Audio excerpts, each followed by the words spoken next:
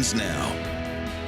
Well, good morning, everyone. 6 a.m. on this Monday morning. Thanks so much for joining us here on Up with KREM. I'm Channing Curtis. Let's get right to the forecast with meteorologist Thomas Patrick this morning because, Thomas, it was an outstanding weekend here in the inland Northwest. It was absolutely gorgeous, and today is going to be pretty, too, just pretty windy. Yeah, exactly, Channing. I know you've been hearing the forecast all morning long, but we'll reiterate it to everybody waking up with us at 6 a.m. It was awesome this past weekend. Up to 77 yesterday to mark our warmest day so far in 2024, but it won't quite be this warm or maybe outright hot as for today because there is a cold front that's going to pass through the region. So the winds are going to pick up and our temperatures will start to cool off from this past weekend. But all in all, still a nice day by itself, just a bit windy, certainly. Wind gusts at around 30 miles per hour all day long, morning, midday, and afternoon hours. High temperature just 63 today. So that's 14 degrees cooler than yesterday, but 63 is still decently nice if you can handle the winds for this Monday. Well, heads up, drivers, starting in just a little under an hour at 7 this morning, WashDOT crews will close East Euclid Avenue between North Market and North Ralph Street. According to WashDOT, crews are rebuilding the road under the newly constructed North Spokane Corridor overpass, as well as the Burlington Northern Santa Fe Railroad crossing. So in order to get around, you can just take North Market Street to East Wellesley Avenue and North Freya Street. Crews are expected to work on this project through May. And also closing this morning, Perry Street between 29th and 30th will be closed all of this week. Now, crews there will be working on 29th, so it's being shut down to protect them while they do this work. Well, to help you start your day on this Monday morning, if you walk or ride the Centennial Trail, a chunk of it actually closes today. So this morning, our Brandon T. Jones is joining us from along the path. So Brandon, what should people know about the construction taking place before planning their next bike ride or even walk or even run? A lot of people are training for Bloomsday. Yeah, good morning, Channing. Well, we've already seen a crew come to this particular location along the trail and close off the parking lot. And you can see the sign right behind me too as well. April 15th, the trail has officially closed. We'll see more crews come out here a little bit later in the day and start some of that construction that will be taking place. As for what that construction entails, they'll be repaving a 14-mile stretch of the trail, repaved with a new layer of asphalt. The area stretches from the Washington-Idaho border to the Donkey Islands trailhead in Millwood. As for the surface repairs, that includes sealing pavement cracks, repairing damaged sections of the trail, and according to Washington State Parks, the project will also include safety improvements. That means existing bollards will be replaced and refurbished, as well as improving pavement markings.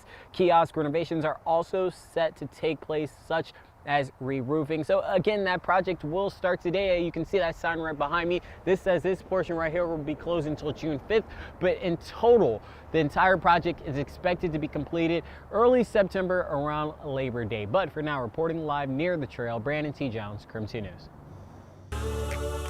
The time is now 6:04. Let's take a look at your morning rush. More news in less time. Technical workers at Sacred Heart Medical Center say they will go on strike a week from today. They voted to authorize a strike last week after negotiations between Providence and the union failed. The strike is set to run through the 30th. Workers there say they're striking for better pay and better contracts.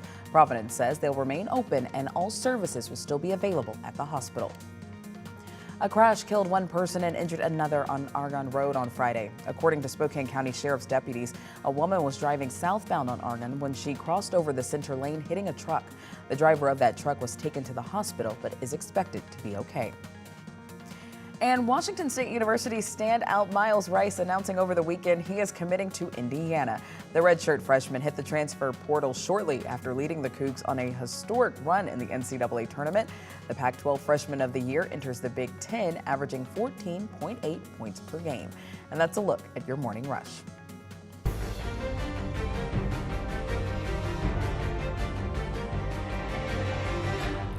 At 6:05 on this Monday morning, we are taking a live look from Trump Tower in New York City this morning. We're just about 20 minutes away from the first criminal trial of former President Donald Trump beginning. Now, the former president will be in court every day as he faces dozens of counts of falsifying business records. CBS's Naomi Ruckham has more on what to expect from outside of the courthouse in Manhattan.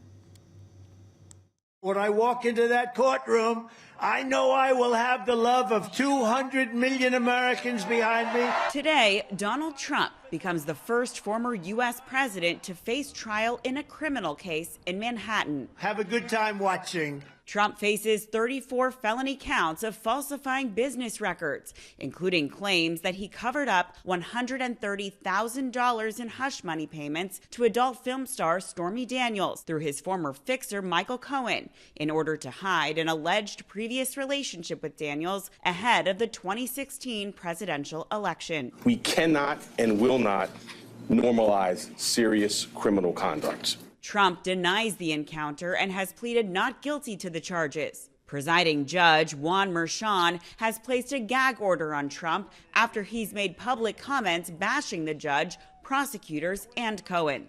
I will be forced to sit, fully gagged. I'm not allowed to talk. First up today is jury selection. Legal experts say it could take weeks to cut a pool of hundreds of potential jurors down to just 12 plus alternates. Ultimately, there is no one who is going to enter that courthouse who doesn't have an opinion about Donald Trump. And that's why some legal experts say that Trump's lawyers are likely to file a motion to try to move the trial to another city. Naomi Ruckham, CBS News, New York. Time is 6:07. Another check of our weather forecast, where today is not going to quite be as warm or almost hot as it was yesterday, but it's still plenty mild first thing this morning.